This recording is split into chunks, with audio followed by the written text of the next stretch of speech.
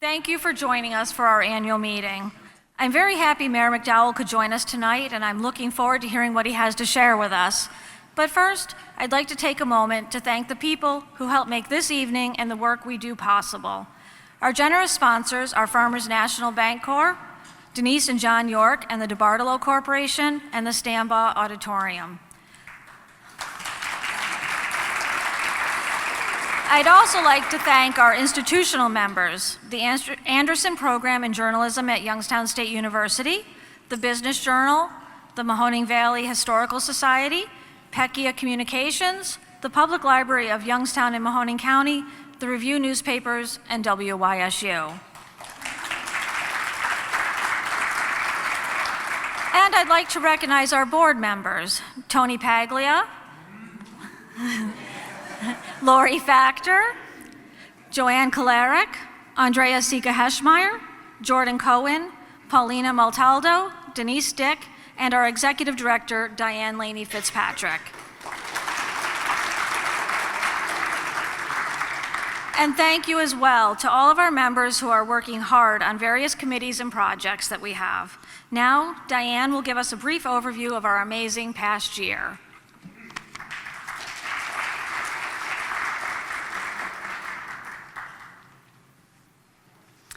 Thank you, Elise, and good evening, everyone. Each year, this dinner provides us an opportunity to look back on the progress our club has made and to celebrate what we've built together. 2025 was another remarkable year for the Youngstown Press Club. The highlights of the year are detailed in the annual report that you each have at your seat, but I'd like to just briefly touch on a few of the more significant milestones. Our increase in membership is only part of the story. We continue to prioritize student membership to build a bridge between the classroom and the newsroom. Students now make up almost 20% of our total membership. This year, we were particularly proud to open membership up to high school students, and we already have 2 local high school journalists who are members. We also increased our impact by awarding 3 $4,000 scholarships to college students. These awards were funded solely by individual donations and the proceeds from events like this one. In 2025, we furthered our commitment to the future by launching the Scholastic Journalism Awards. In its inaugural year, 7 local schools participated, allowing us to support high school students in their journalism education and in their student media. Our speaker series and press freedom events reflected our core mission, and that is to provide a forum for the vital issues of free speech and the public's right to know. We also paused to honor the greats in our field. This year, we inducted 5 people into our Hall of Fame: Marie Cartwright, Tony Paglia, Lisa Solly, the late John Nagy, and the late Paul Jagnow. We also recognize the outstanding work of Margie Lenhart, Chelsea Simeon, Sydney Canty, and Pete Milliken. As we look back on these accomplishments, we're already working to raise the bar this year. And come June, we'll start planning for another fantastic year in 2027. And now I'd like to introduce Dan Peccia, who will introduce our keynote speaker. Dan's company, Peccia Communications, has been a valued institutional member of this club since our inception. Dan, we're so grateful for your unwavering support. Thank you.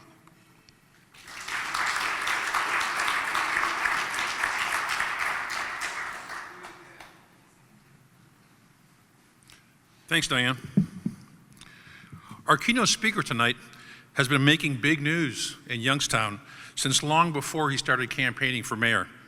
It was way back in 2016 when Derrick McDowell established the Youngstown Flea, the outdoor marketplace that brings mighty crowds downtown every month.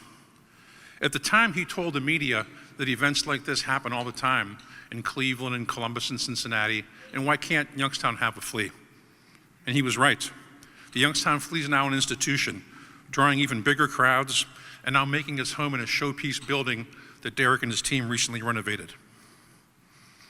Derrick has also led the establishment of the Ola Fest in Youngstown, which celebrates and showcases the Valley's Latino heritage.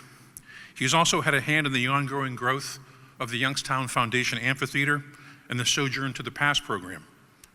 Derrick was also involved in the community effort that blocked those unsightly, awful power lines from ruining our downtown Youngstown waterfront.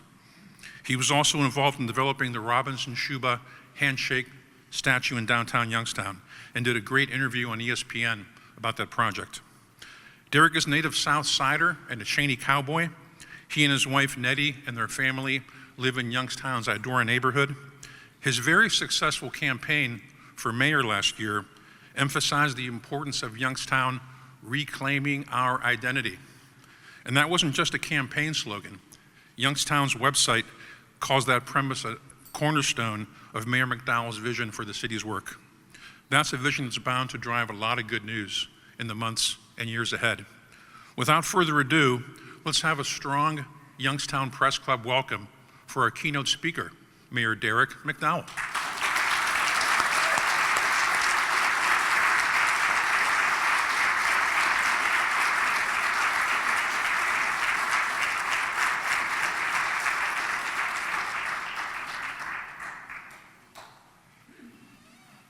I always wondered what it would feel like to face all of my interviewers all at one time. So here goes. Dave said that I've been ducking him, so you caught me, Dave. Yeah. You're not the only one, Dave. George feels that way as well. I want to start by just thanking you all, though. This invitation was an opportunity that I didn't want to turn down, so I thank you for allowing me to be here. The team that Dan spoke about when we talk about building the Youngstown Flea really consists of myself and my amazing wife, who's joining me here, Narita.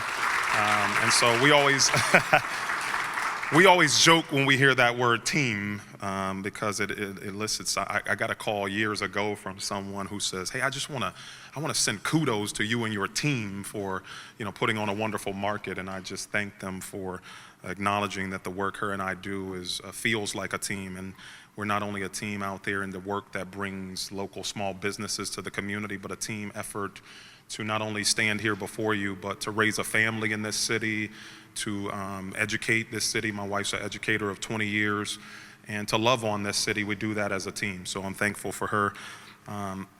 Let me start by saying that, you all put me in a position where I'm usually extemporaneously speaking, but I actually had to write some things down. I heard someone that nothing is ever off the record, but I'd like to start by saying this is completely off the record, right? Someone said good luck. I think that was Ernie over there. Good luck. So, it may surprise you to hear from someone like me, because I think within the first 100 days I've had run-ins with media that seem to appear that I am reluctant, but I am a proponent of a free and fair and open press that rightly tells the story of the city of Youngstown that I love. I remember when The Vindicator was closing and they had a public forum to talk about ways in which to save that publication. I believe it had been in existence for 150 years, and I was there. I get accused to this day by someone of saying that I hogged up a bit of the conversation in that meeting by proposing all these crazy ideas and just wanted to be seen. But I really was there to say that the condition of the Vindicator after 150 years was indicative of the condition of our community. And if it fails, then that means in some ways we all fail. That no other publication should be celebrating, thinking that they were going to gain market share or gain audience or viewership in the loss of something like the Vindicator at 150 years. We needed another 150 years because the work of reclaiming our identity is that important. And so I'm thankful for those who continue to tell the story. But I say that to say that, a strong independent media has held us accountable in our community. A strong independent media has been there when the story needs told accurately, and I rely on that. But it's precisely why I want to challenge us all today in my conversation, because I need that strong independent media presence to do what Dan spoke about, which is reclaiming our identity. I'll tell you that initiative for me came out of this. Instagram was sort of picking up, and I was tagged on social media by someone who had taken a picture of a gentleman who was sitting on the curb, and the caption said that this person was out there at 9 a.m. smoking a cigarette, drinking a beer, only in Youngstown. And I thought, well, hang on a second, right? So I'm trying to investigate, is that who we are? You know, do we wake up at 9 a.m. and sit out on the curb and drink beer and smoke cigarettes, and that's all that we are? And upon further investigation, you can pinch the photo and zoom in, and I'm like, well, hang on a second, and I don't want to assault, but I'm like, that's Boardman. I delineate where I'm from. You can have that. That's the Holiday Inn. But I thought, you know, this narrative is the photo was from a journalist from Brooklyn who was in town visiting. And to them, you know, the difference between Youngstown and Boardman is, you know, non-essential. But I immediately said to myself, if that's this person's interaction with our community, I can't let that be the story that's told. Post-industrial city, and this one picture captures it all. Here's Youngstown, just hopeless, in despair, sitting outside on the curb, smoking a cigarette, having a beer at 9 a.m. I won't let it stand. And so I sought to take back that narrative that's often been told. The amount of stories that begin with Youngstown, the former industrial city, has lullabied us to sleep for 48 years since the mills have closed. That is 8 more years than the Israelites wandered around in the desert. And yet we're still looking for a direction. And so I believe that in the midst of observing things like we talked about at our table, the news article headlines, I began challenging the media early on locally about our headlines, because it would read things like Youngstown doctor has sex with a 4-year-old.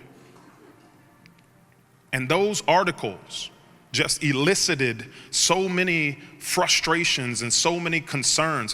What constitutes a Youngstown doctor? Is his practice in Youngstown?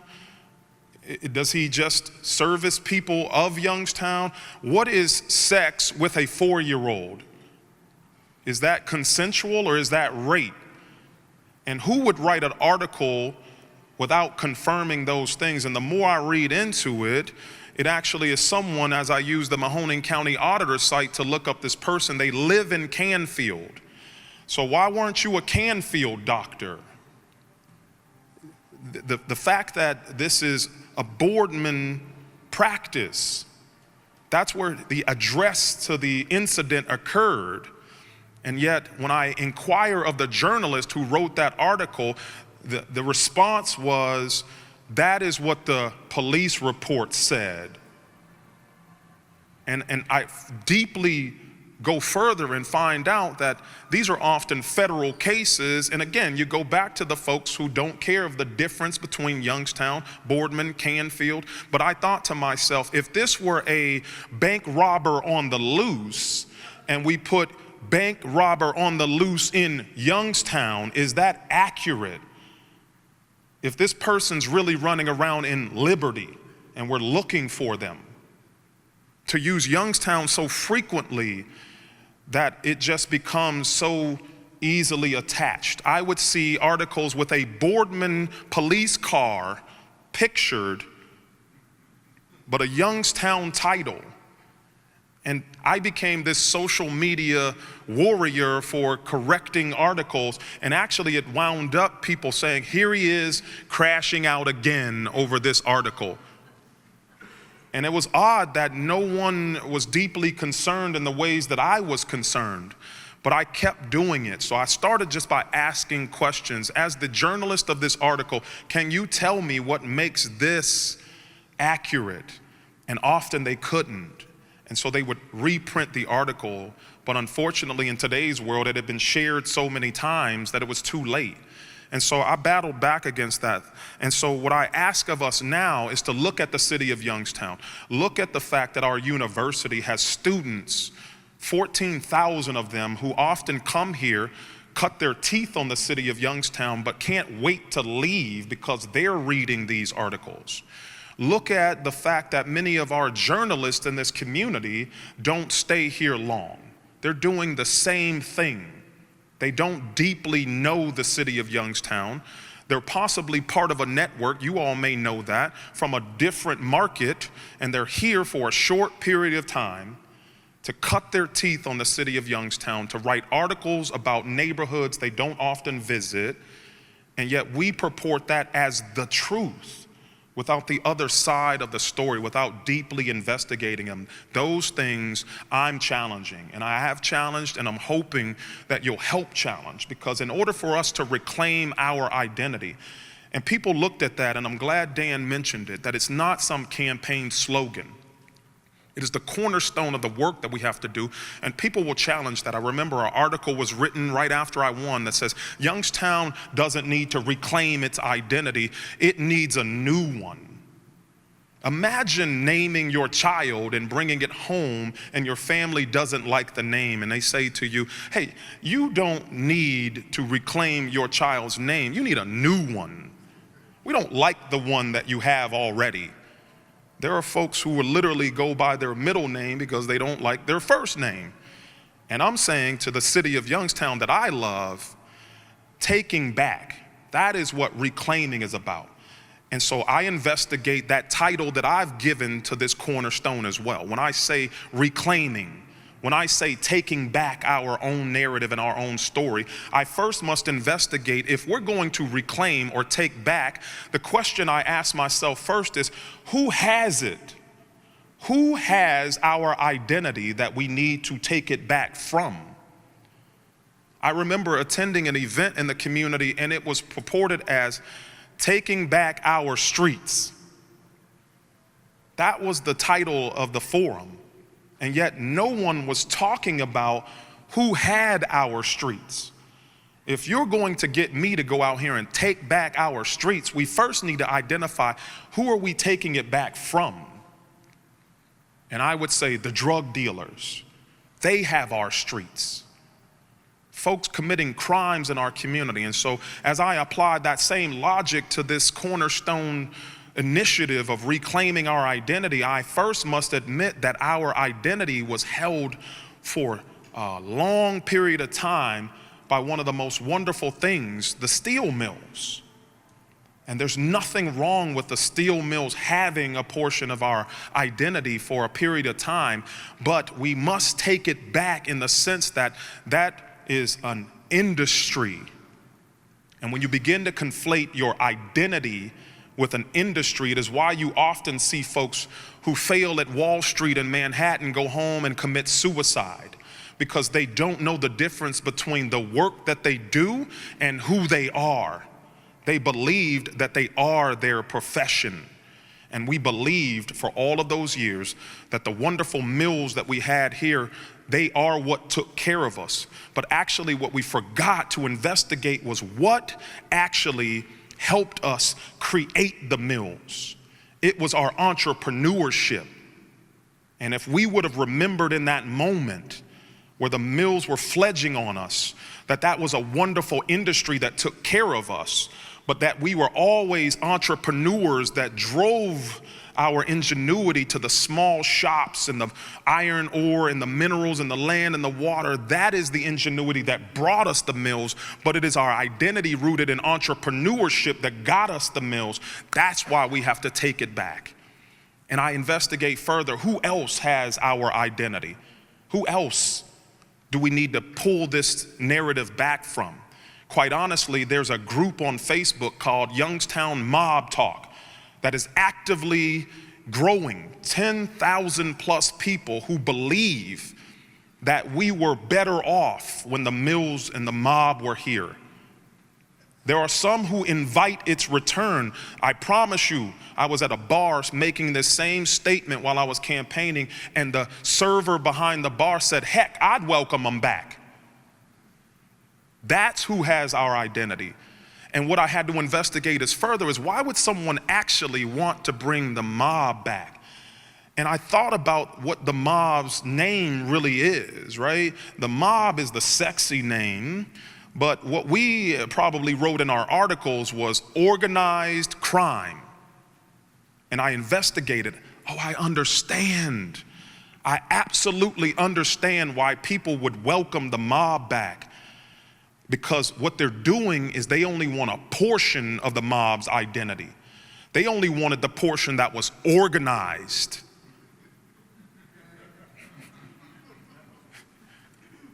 Forgetting the other side, the Youngstown tune-up, forgetting the bribery and the racketeering. I understand that it brought Richard Pryor here to entertain us. I understand from what I hear, you could cash your paycheck and not tell your wife how much you made today and drink and gamble and go home and hand her the rest, and she was none the wiser. I understand that seems very organized. But you're still participating in the crime that has robbed us of our identity. I understand what we desired in the jobs and the entertainment that it brought, the organized peace. But at what cost were we giving up our identity to a mob? Do you know the mob understood our identity well before we did? When I worked at AT&T for 12 and a half years, I found myself being moved from store to store, managing in Boardman and Cortland and Niles and back to Austintown and finally in Boardman again. And when I left the company, a fellow worker said to me, "Do you know why they moved you so often?" And I had no clue. I remember one time my boss had called me and told me that they were moving me yet again to another store. And I literally threw my iPhone in the woods. I thought his call was a voicemail because he didn't take one breath. He says, "Hey, this is your boss, Tom, and I'm telling you that it is May 29th, and on June 1st, you'll be at a new location. Okay, thanks, bye." And he hung up, and I thought, was that a voicemail recording, or that was a real human? And I threw my phone, not realizing that I had to go get it out of the woods. They didn't have Find My iPhone then. These are the early stages. And so you're frustrated now looking for your phone, but still frustrated at the fact you're being moved again. And this friend told me after I left the company, she says, "I know exactly why they moved you so frequently at AT&T. And I said, "Hey, news to me, what was it?" And she said, "They used you. They used you to fix failing stores. And when you fixed one store that they thought could never be fixed, they challenged you with another store and they moved you over here." And I go, "Hey, that really sucks." I wish I would have known that. Not only would it have brought down my frustrations, but I would have demanded more in my paycheck. Fixing failing stores is not what I was hired to do, but they recognized that identity in me. My wife sees that. You don't throw a thing out in my house until we get a chance to look at it. Talking the boiler unit in the basement. It's on the fritz. We got a 103-year-old home. I'll take a look at it, honey. And she's already called 3 contractors. My wife says, "Can't we just upgrade this thing?" I looked at my wife and I said, "Hey, listen, honey. You ever wonder why in 103 years nobody ever took a stab at replacing this boiler unit in our home?" We had contractors that refused to even come take a look at it. They were like, "We don't want the job. Are the stairs to your basement the only way to get down there?" And she said, "Yes." And they were like, "We're good. We're good." So fixing things in my life is not foreign to me. But when someone recognizes pieces and portions of your identity well before you do, they use you to their benefit. And the mob saw pipeline for that crime. They organized our highway systems well before we understood that an hour from here, I wonder if they did population studies 6 hours from here to say how many people we could reach from Chicago to New York to Detroit to like literally, where are we going and how can we get there from Youngstown? Isn't that what created the Cleveland, Pittsburgh mob beef? The fact that territory was so well connected and you're infringing upon our organization. But when we allow a mob organization and institution to understand who we are faster and better than we do, they used us. And we quite honestly were accomplices to our abusers. And we still would welcome them back strangely. And this is going to honestly elicit reactions from those same people because it's done so. And yet I need our city to understand that we could never return to the space where people are using us because we don't understand our own identity. And so what's the third thing, right? Who else has our identity? Murder. Go with me on this. Pretend we've never heard of Steel Town, USA, or Mob Town, USA, or Murder Town, USA. And yet we would challenge this idea with an article that says Youngstown doesn't need to reclaim its identity, it needs a new one. No, we need to take it back. The 3 M's, the mob, murders, and the mills. We can honor our past. I don't disparage the fact that there are people who worked at the mills, who burned a calf muscle off with molten steel and knew well enough not to take a break because they would possibly lose their job to the next person waiting in line. That, when I look at my kids and tell them, you kids are soft these days, let's take a trip to the Steel Museum and talk about it.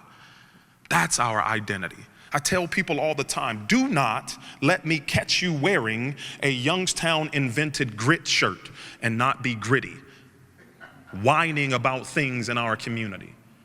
You've got to be kidding. That would be the equivalent of saying, Andrea invented rock and roll, and she goes to bed at what time? What time these days? 11. You can't, that's when the party's just getting going. You can't run around here claiming that you invented rock and roll and go to bed at 11. They're gonna revoke your card in Youngstown if we invented grit and we're whining. And so that is portions of our identity. And so when I talk about who we're taking it back from, the other piece to that is I'm not going to leave us there. What we have to do is then lean into what is our identity. It is the entrepreneur that built the mills. It is the business acumen that we have to lift so that Handel's ice cream is not the last national success that we know from this community. It is that spirit that drives me and others to build things like Penguin City Brewery or Noble Creature or the Youngstown Flea. The 100 vendors that come there month after month saying that we want to take a stab at this and we want to be the next business that builds back the city of Youngstown. That is the entrepreneurial spirit. That is a portion of who we are. What else is innate to who we are? It is the arts, the entertainment, the culture.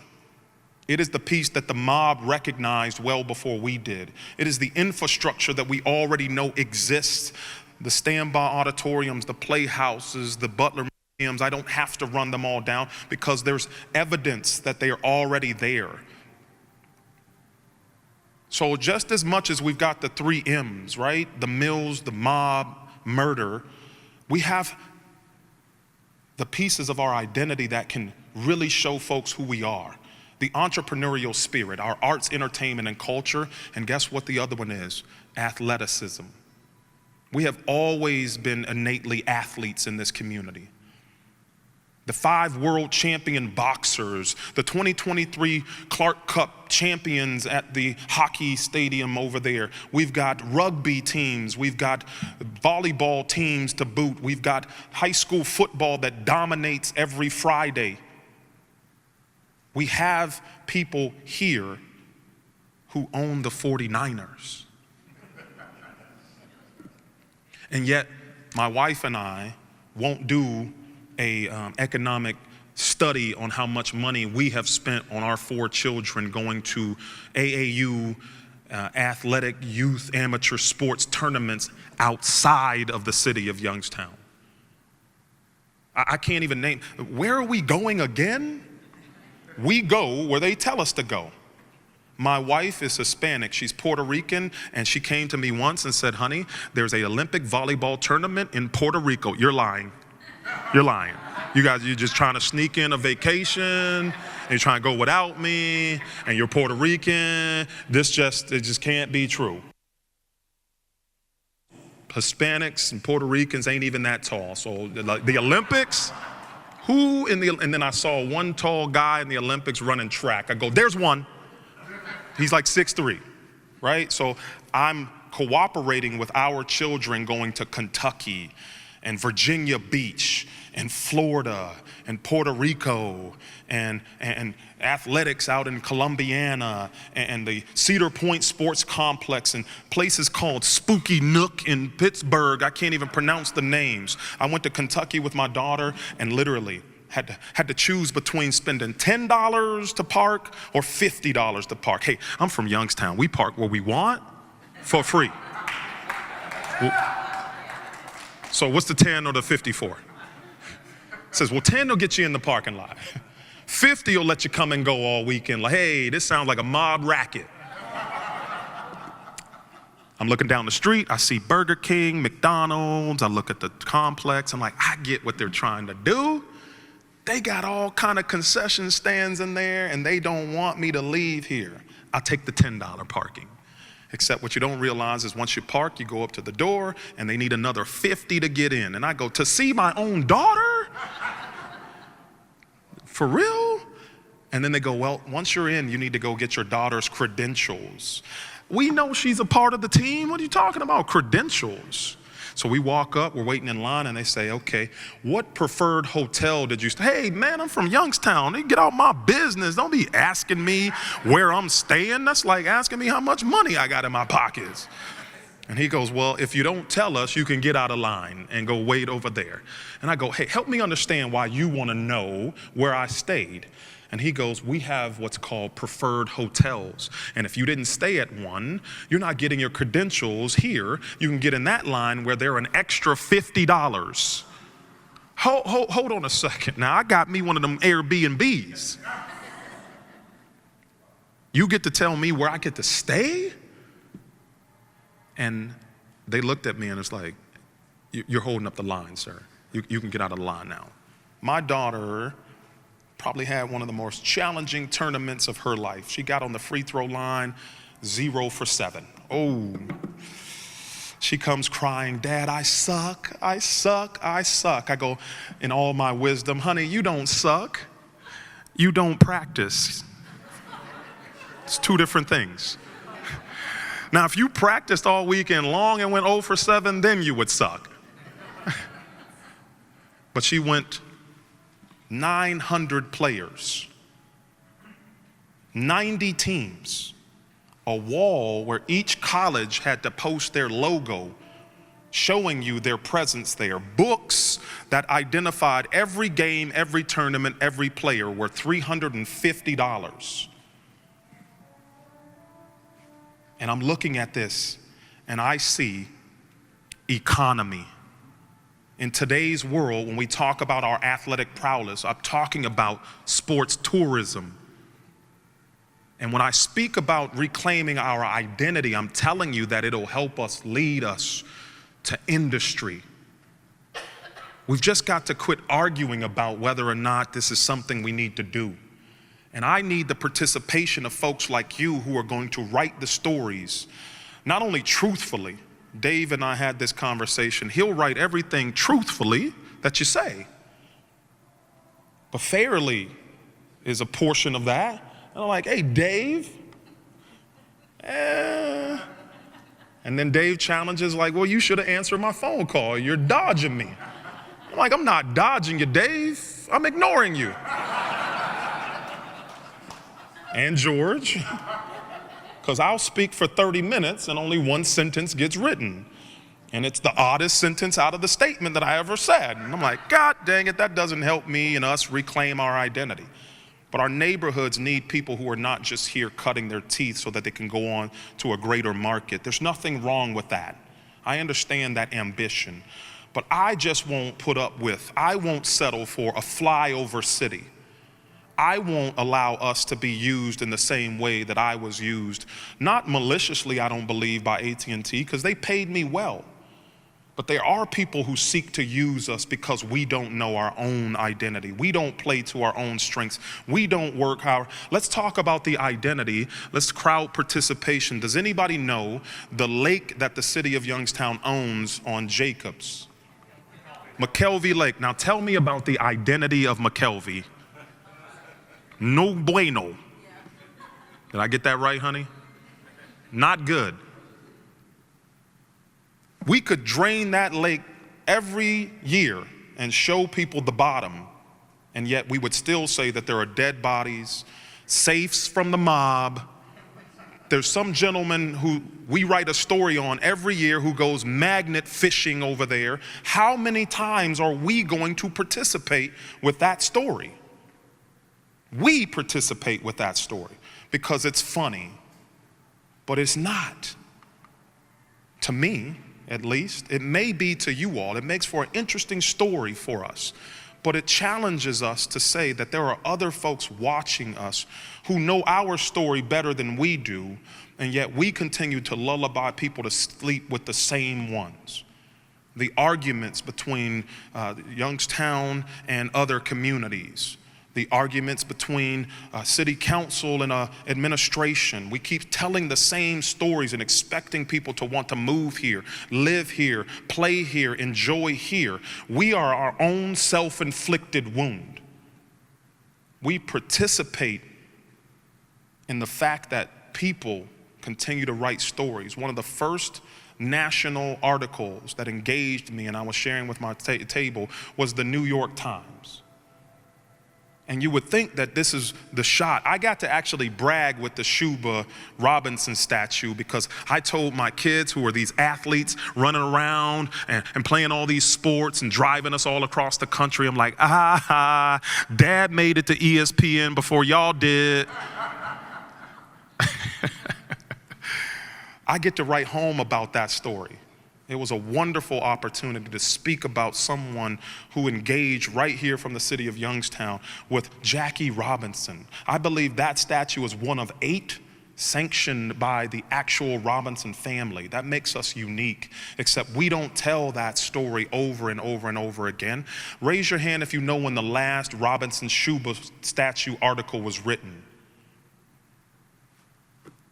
That's strange to me. And yet we participate with it. And so when I tell my kids that not only did Dad have an article with the ESPN, my first article as mayor was with the New York Times, except this time it's 47 degrees in City Hall. And the question was, what are you having to wear to work? And I responded, clothes. See, I wasn't ducking or dodging him either. He says, you sound frustrated. And I go, I am, because as this city's newest mayor, the first national article documenting the city that I love is speaking poorly about it because of a steam plant. And the first question you ask me is, what am I wearing to work these days? Is that the story we want? Do I want us to hide our challenges? Absolutely not. I would come talk with you all day long about the challenges that we have in the city of Youngstown if I knew we were going to do it in a way that was healthy, do it in a way that was fair, do it in a way that was researched, do it in a way that deeply says, I know Youngstown, I know the context, I know the nuances of this story. Except we allow stories to be written by people who we know have only been here for a couple of months and won't stick around past 18 of those months. And those are the folks feeding our community the challenging things that are going on without all of the story. And so that's when I speak about reclaiming our identity, taking back our story, our narrative, and telling it once and for all for ourselves. I described this city to someone once. They weren't from here. And I spoke and I said, you're a commercial real estate developer. I want to see if this is a city that you would want to do business in. I began to run down all of the things that I could think of about the city. I said, in this city, it has a state university that estimates around 14,000 students. 10% of those students are international. 1,400 of those students are bringing different perspectives and cultures and experiences to the city.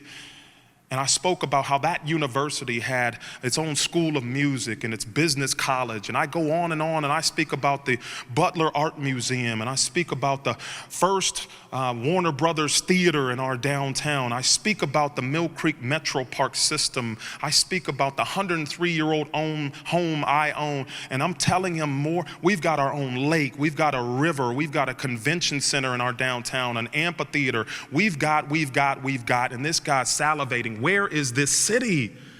Where?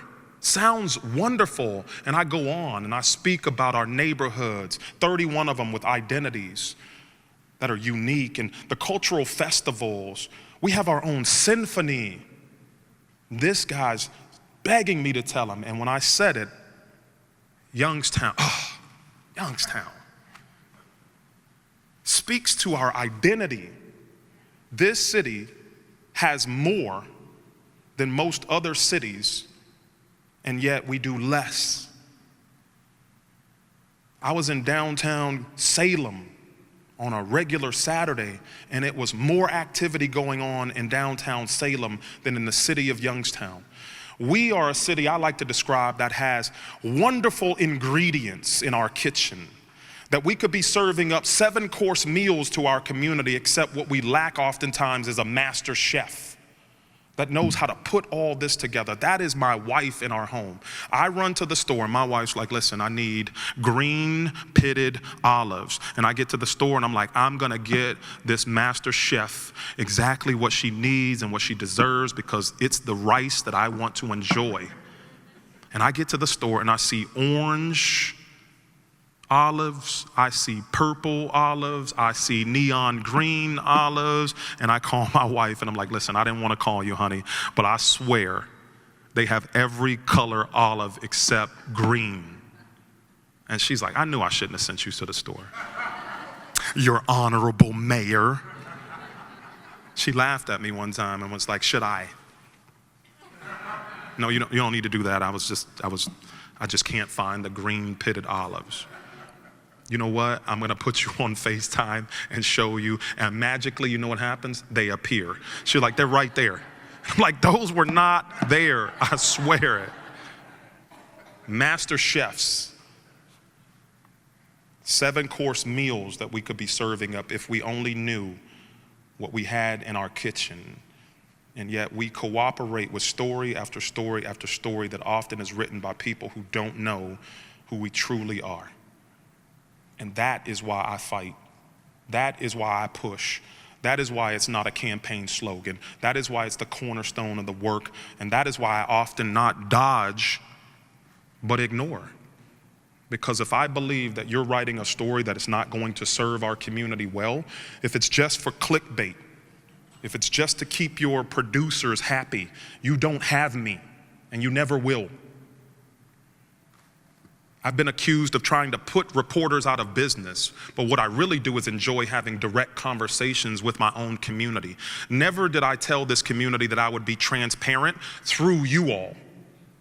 Not one time did I say I'll do that with press releases or through media articles. My transparency starts with talking to the community directly myself. And you could take issue with that all you want, but guess what? It's called free press. It's called the opportunity to tell our own story. I remember writing an article for a post-industrial podcast that reached out to me, and he says, hey, we heard about you. We think you would be wonderful to write a story for our podcast. Would you do so? We're creating a magazine edition of the podcast, and we'd love to include an article. And I said, I'm not really that kind of person, but I'll take a stab at it. And I spoke just like I'm speaking today about the fact that Youngstown needs to begin to tell his own story. Tell our own narrative, take back. And you know what they did when they got my article? They called me and they says, hey, you know, this article that you wrote, it's really not going to sell that many magazines. Would you consider writing something different? And I go, how ironic that I'm talking to you in the article about trying to tell the story, and you call me and ask me to tell a different story. If that article doesn't fit your magazine, maybe you've got the wrong person. I'm not here to fit within your articles. I'm sorry if that doesn't keep you well fed with comments. I'm not here to fit within your boxes. I don't owe you comments. I owe this community transparency, and you're not the only way to get that done. If you refuse to write better stories, don't take it personally. Challenge yourself, challenge your producers, rethink your approach, become someone different, reclaim your identity. Start thinking about your career and how I want to be remembered. And if you don't care, that's certainly up to you, but I know that I want to be remembered as someone who stood here and spoke to you all plainly. You can write what you will for as long as I'm in this seat, and it probably won't bother me because I know who I am now and what you say about me. I know what my mother named me. I don't need a new name or a new identity. That's why I came in not with a political affiliation that was independent. That was what the Board of Elections needed to put my name on the ballot. But you're talking to someone who is truly independent, independent of all of the nonsense, independent of folks trying to tell me how to be. You don't get to do that. You don't get to say what I used to enjoy from previous administrations with this administration. You get to engage me and who I am. You get to consider that for years I didn't know who I was and people used me. And now that I know, I'm trying to bless my community with the same freedoms that I've enjoyed of just being Youngstown. That's it. Thank you all for the opportunity.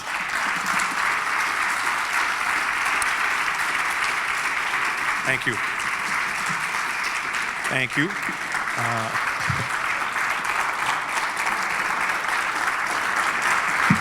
Come on, Dave.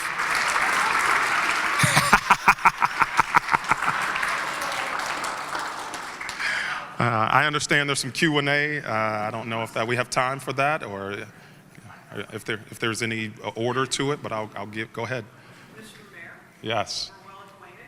Yes. You know I'm not a member of the reporting press right now. I said off the record in the beginning. No, I'm kidding. Go ahead. I'm going to loosely quote something I heard a long time ago, that politics is the art of disappointing your supporters at a rate they can absorb. Ooh, that's And I'm wondering if you're thinking about that as you're talking to the community, and especially as you're talking to the members of this club tonight. I cannot speak for the active reporters, but if it is not a disappointment, it's got to be at least a frustration that very high crimes happening in our neighborhoods are the information's leaking out in kind of a delayed response, and it's coming from a spokesperson rather than the people who are collecting it. Sure. And it is essential that reporters follow that information and report on those stories, not to sensationalize them, but because of what it does to our community, and especially the youngest members of our community, it's a problem right now. So, what is the rate at which your supporters can absorb when it comes to getting the essential information about the crimes that are happening and affecting our population? Thank you for that question, Deb. I think that the ability to disappoint at a rate that you can control is not something that you can control. I quote Jay-Z, who says, first they love you, then they hate you, then they love you again. I think if we look at our crime, oftentimes it's reported through the lens of homicides, which if we look at our homicide rates, it has plummeted for a city like Youngstown, where we have 2, and in this time frame, historically, you would often have 10 to 13. And so, when we talk about overall crime, it includes more than just homicides, right? But often that's what Youngstown is known for, and that is what often people are inquiring about. We don't think about crime in the sense of the domestic violence that occurs in our community. We're not thinking about the car break-ins in our community. You don't often see articles written in that vein. But yes, prior to my administration, I believe around the Realty Tower explosion, the administration contracted with a PR firm. That firm is contracted till May. And so, I inherited that, that scenario. And so that is often what folks have been used to speaking through. Certainly we know that under a new police chief, when you talk about crime, that I take their guidance when they talk to me about what we can release about a murder or an investigation. I believe that we are working to make sure that there is cooperation when those things happen, what we can release, what you need to know as a community. Is the crime scene secured? Is the neighborhood safe? Is there anything we should be worried about? But oftentimes we've got to think practically too, that when a murder occurs, it's not often at a convenient time. So you can call someone at 2 in the morning and they're literally just waking up and don't know anymore and can't give anymore. And when it often involves a minor, then you can't release more details. We don't think about that social media travels in an instant, and the fact that if we release something well before a family member or friends or the community knows that information, that's a disservice as well. And so I think there's a careful balance to it, and I'm happy to investigate it, but I think when you have articles written that says mum's the word with this new administration, it's an easy attack that we could have just made a conversation and said, hey, listen, we'd love to sit down and talk with you about we who are reporters and what we think you should be releasing and what you could be releasing, and we promise to steward it well if you do. There are people right now asking us to release the scanners for them to listen into YPD radios. Right? And so for a city like Youngstown, do we do that? Can we do that? We can consider it on a delay, all of those kinds of things. But what does that do? Is that responsible? Does it heighten fears? Is it free press? Those are all difficult things, and I've only been here a little more than 100 days. So there's no maliciousness around my administration trying to hold back or hide information. It is a new police chief settling in, it is a new mayor settling it in, and it is a PR, conversation that I think we need to tweak and make sure it happens well and happens right. So I hope that answers your question. Yeah. You got a question? Mayor, you mentioned in Youngstown and regaining our identity. I was born here and we've struggled for decades as to what the hell to call ourselves. Whether it's the Mahoning Valley, the Shenango Valley, the greater Youngstown area, and there's always been pushback. And I have to tell you, I greatly appreciate Youngstown actually being a dominant part of the identity here. I'm also thrilled to death with Lake to River. Yeah. Talk to me about that and how you're going to approach it so that we get to stay Youngstown, but we get to play in Lake to River. Well, thank you for that. I read articles that talked about attempts to regionalize water. You start talking about the Mahoning Valley. I remember going to a panel discussion where people were talking about the valley, and my question was, are we really a valley? Do we behave like a valley? Do we feel beholden to one another? When we talk about the surrounding cities, we watch in articles and in news stories that we're all struggling with safety service forces, all struggling to get ambulance companies, all sprawling when it comes to school districts. I believe there's 610 individual school districts. I believe when you add in the parochial schools and there's like 900 and something, and we won't dare consider giving up autonomy or identity for the greater good of coming together and saying we can solve a little bit of this by becoming more of a regionalized entity. But it is a careful balance, because when you talk water, Youngstown has that utility, and that is something that between Niles and us that we regard, and we understand water is life. And so we don't just haphazardly enter into conversations where we talk about turning over that utility to just anyone or letting people come in and really dictate how we handle a utility in that way. That's a careful conversation that has to be had.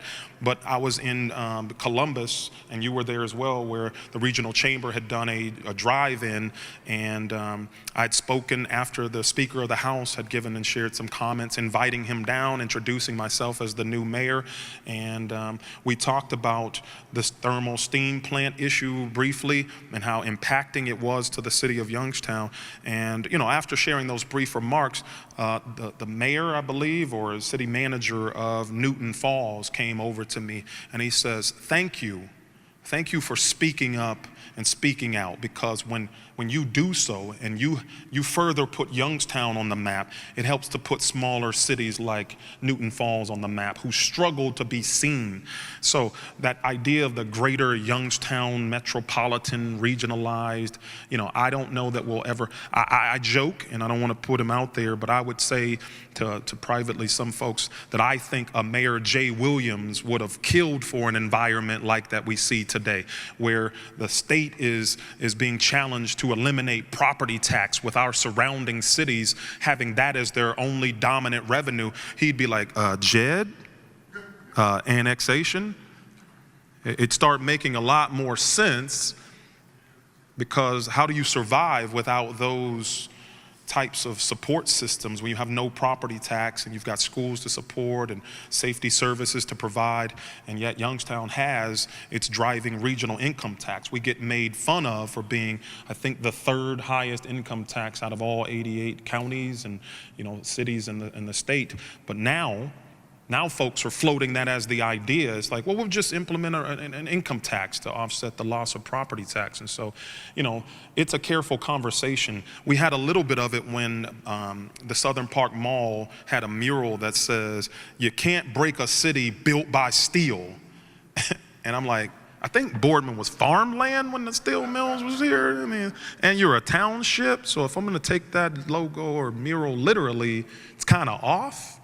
And we needed to have a conversation that there are a lot of folks who like to enjoy co-opting the name Youngstown, but not truly contributing to the city in a lot of ways. And so that's a whole conversation that might be above my pay grade, but I am thankful for folks like Lake to River who are challenging us to see entities like the Regional Chamber, Eastgate, Port Authorities, Jobs Ohio, and really saying from the lake to the river, we want to be seen and recognized. I believe our arts need to be regionally renowned beyond the levels that we're seeing now. I believe that our athletic prowess precedes us, that people can't ignore the city of Youngstown. And so we are in a number of ways reaching a regional level. What needs regionalized, what needs band together, that can be in sentiment, but I believe it needs to go beyond that in service to one another. And if we could just even reach that level where we see our communities around us, I've spoken, like siblings, like family, like people who deserve to be accompanied down their progress and down their challenges, just like the city of Youngstown. We don't leave each other hanging. We don't leave each other scrounging for city services. We don't leave each other sprawling. Then that would be something wonderful if it's not just in sentiment but in service to one another. So I don't have all the answer to whether or not we ever reach that space, but I'm hopeful that we can at least serve one another better. Yes, sir. Mr. Mayor, if I may, I'm long retired from media in the Youngstown Valley, and I must tell you straight up that some of your presentation really troubles me, because, forgive me, I don't think you fully understand what a free press is supposed to do. They are not here to be your amen quarter. We are not here to be your cheerleaders, and we're not here just to try to make you look bad. That's not our function is. And I just get the impression that you kind of wish you're more like environmental publicity, and we're not. And I wish you would address that, because listening to your presentation, I don't think you get it. I'm wrong, but I don't think so. No, I wouldn't discount your thoughts. I would say to you that, help me get it, because the exchanges that I've had with media have been as if I'm an extension of you all. It feels the opposite, that I'm supposed to line up to do your bidding, that every time you reach out and want to comment, I should feel guilty when I don't. And so we've not had a healthy dialogue or exchange that began our relationship. I get text messages from folks almost demanding a comment. You should see the way things are worded when I get them, and it's off-putting in some instances, and so we might have gotten off to a wrong foot. I certainly don't think we should agree. I don't think that you should write stories that just appease. I think you should write very difficult stories. I think they should just be honest and fair. I think when you write a story that says that a mayor is trying to mum and hush people and you haven't talked to me, that's an assumption, and yet that's what gets written. And we never had a dialogue about that, like Deb's question just asked. No one's really asked that of me. Hey, what is your city's or administration's approach to handling this? I rely on that PR person that was hired and who has a contractual agreement, and I rely on a police chief who's been here, who handles those investigations. And so if they reach a space where you believe you're being stalled out or, stripped of information, then that's a dialogue. But writing an article to force a hand, I don't think is the way we can arrive at it either. And so I truly wouldn't argue with you that maybe I don't get it. But you can bet that I'm not looking for you all to behave the way in which I want you to behave. I'm just sharing with you the kind of person that I am. And maybe by sharing a little bit more with you all, you can hear it and you can bring correction to me. I stand accountable for the things that I say, and if that's the case, then let's sit down and have a conversation and saying, hey, this portion of your thinking when it comes to free and fair press we believe is wrong, and I will happily make myself available for those things. I'm hoping you do, that this is the function of media to be your rah-rah. It's not a purpose. I don't know where in that you think that I wanted you to be. Some of the things you said about the quality of the stories that are being done. That's challenging the quality of a story. That's not asking you to be my rah-rah cheerleader. What do you mean by challenging quality? What's the quality of the story? Give me an example. I mean, the article that I said that says Youngstown doctor has sex with 4-year-old. That's not asking you to rah-rah. That's not asking you to dumb down. That's not asking you to not fairly report. That's asking you if that title is accurate, because that person didn't live in Youngstown, had a practice in Canfield, had a home residence in Boardman, and having sex with a 4-year-old I don't think is possible. I think that's rape. And so if we're not challenging media to write a better title, and that title just elicits clickbait and stories that people want to not even read the whole thing, then I believe challenging you all to write a better title is not someone asking you to rah-rah champion it. It's a disgusting story as it is. So that's an example I could give you. I've challenged many stories just like that. I'm not asking you to rewrite. I'm just challenging you and saying, hey, how did you arrive at that title? Yeah, I do. I would love to hear the part where I'm asking you all to write what I want you to write. I just invited you to rethink how you write. That's all I'm asking. How about you to rethink how you write? Isn't that what you're saying? You don't see the conversation.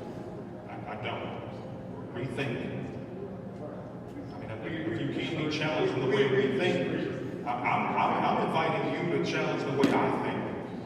You are asking me to rethink my presentation, right? I'm asking you to rethink your conception of the media's role. Right, so you're challenging my thought. You're asking me to rethink how I see media. And I'm asking you to rethink how you might approach stories. Is that not similar?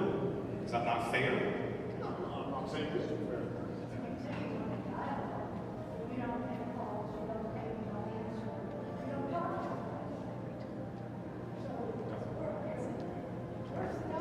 Sure. So, who was the interviewee from 21 that I just gave an interview to? Corey McCray caught me at the 250, America 250 at the Rotary Luncheon. I gave a full interview of my first 90 days in office. And so, sure. But you're talking about how, George and Dave, I don't answer the phone, I don't respond. You want to close ways. I don't think that. I think that I I think you're going to do anything coaches us. Well, I apologize. It's not the intent. I feel like you're spoken the second person who feels that way, so I apologize. I apologize to each of you. Well, I apologize to you as well. I understand that. I tried to leak a little bit of who I am to you all, and so that's, I believe, an opportunity to have dialogue here now, and I'm not shying away from it. So this is a moment. We can have this moment. So if we want to continue our dialogue, I'm happy to do so. So if you have my greatest apologies, if that's what you took from this engagement. Yes.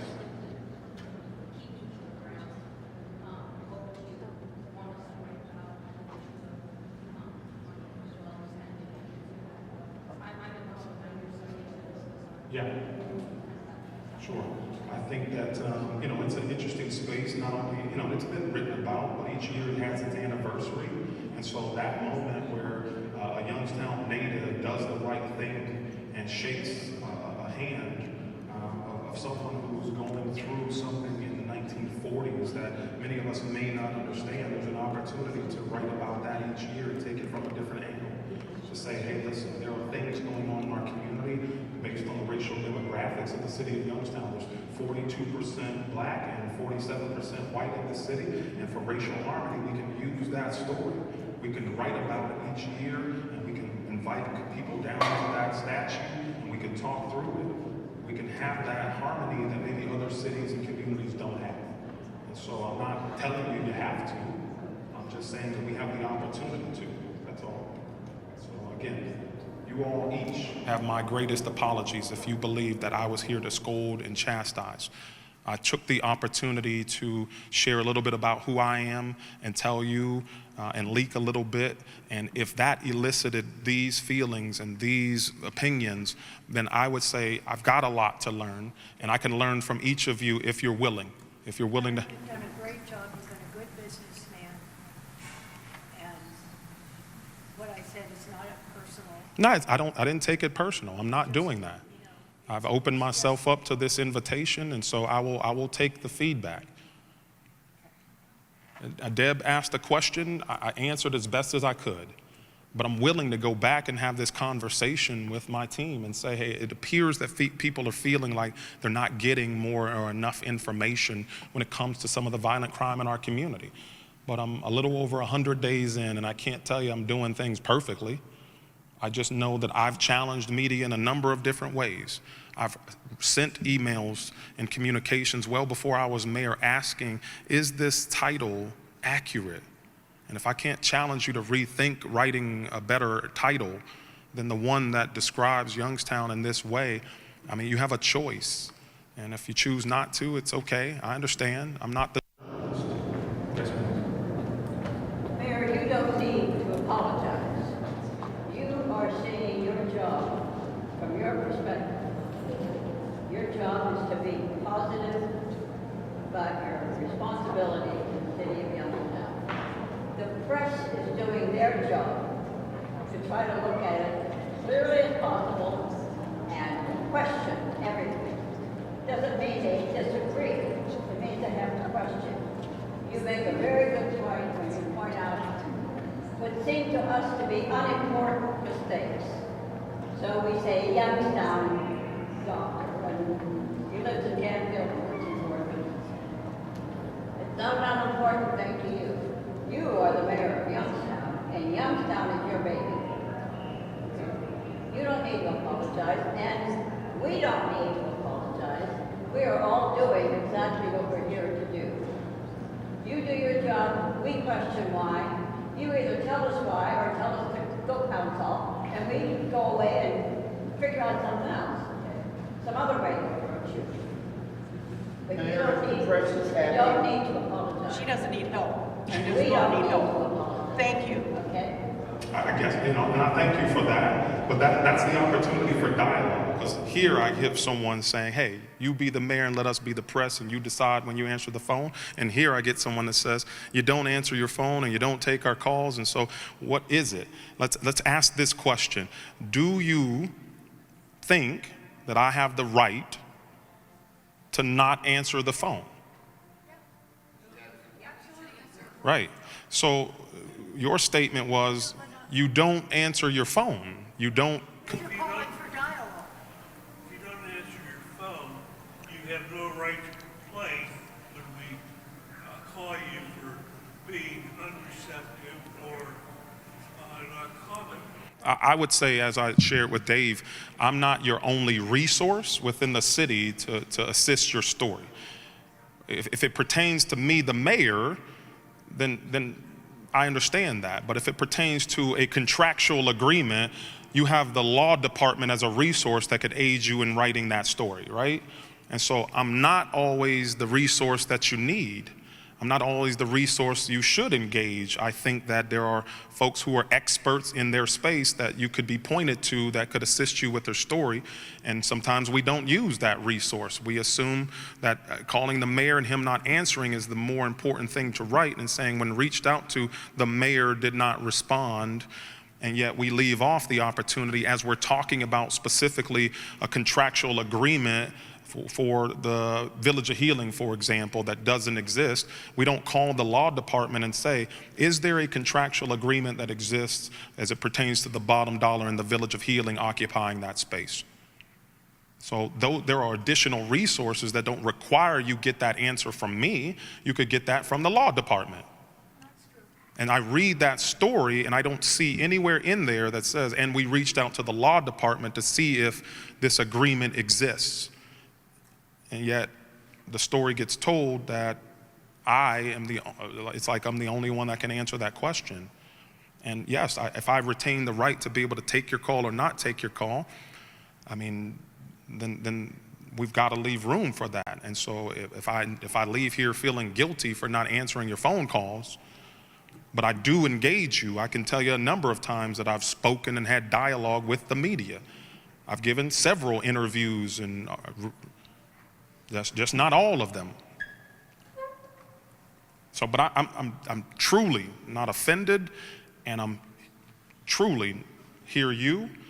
I hear Dave and I have conversation. I heard Deb's question, and I thank you for your comment. So, I'm not sure. I'll Miss Emily, thank you. Andrea, thank you. And again, I believe I do owe anyone an apology who took offense, because that's not my heart, and that wasn't my intent coming here. Yeah, it's not. But I do know my passion can get a hold of me sometimes, and I get going. So, yes.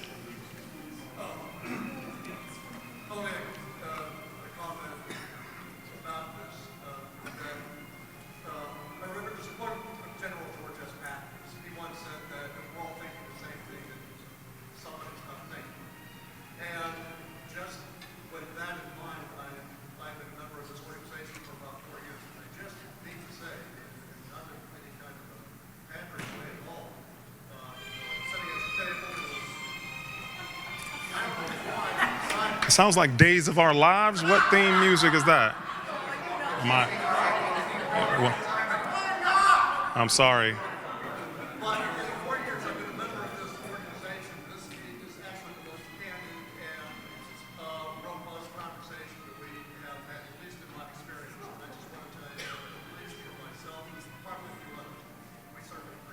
Thank you. Thank you for that. And I would be remiss if I didn't say that. I will talk with any of you all day long. I mean, I shared with someone who came over from 21 and said, hey, Mayor, can we come over and talk to you about your first 30 days? And I said, yes, come on over. And he came over, and I said, hey, if we could just keep this to the first 30 days. And he goes, okay, because I don't want to be one of those people that does the gotcha moment. And he's going, how has it been for the first 30 days? And then he went with the question of, hey, what's it like, what backlash have you been receiving for hiring Domain Kitchen with those sexual assault stories that, surround his name? And I go, I've already spoken regarding that I hired Domain Kitchen because I believe he's qualified to do the job. And you say you don't want to have any gotcha questions. I remember giving an interview right after promoting some law enforcement officers, and someone in City Hall's chambers came and said, hey, will you speak to us? And I said, yes. And I came over, and they says, hey, we just want to ask you about 5 minutes with the mayor. And I go, so you don't want to talk about the promotion that we just did for a sergeant? And I think it's just self-explanatory. It's 5 minutes with the mayor. And it's like, that wasn't enough. And I was just caught off guard. And so sometimes I'm confused by media. I thought we were going to talk about the activities of the day that just happened, that just transpired. And the first question was about 5 minutes with the mayor. And I go, hey, I made a social media post. It was pretty detailed in that post. And the person's response is, see, that right there, you're trying to put us out of business by making your own social media posts and not sharing more with us. So that's been my experiences. Not all negative, but enough to sort of make you get knocked back a little bit. To wonder what questions are just going to come out of nowhere. There are journalists apologizing for their program director saying, I don't want to ask you this question, but they're sort of making me. And I'm like, please, go for it. Yeah, but that promotion of the law enforcement officer, that was a media event.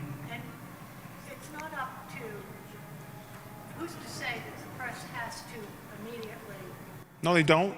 I just was taken back by it. So that's why I said I think we're missing one another sometimes, where we can have these dialogues and I can learn a lot from you all, and maybe you can learn something from me, or maybe not, I don't know. But today was my best attempt at sharing a little bit about myself. Well, thank you all so much for that. I don't know if you have any other questions. Thank you. Thank you so much.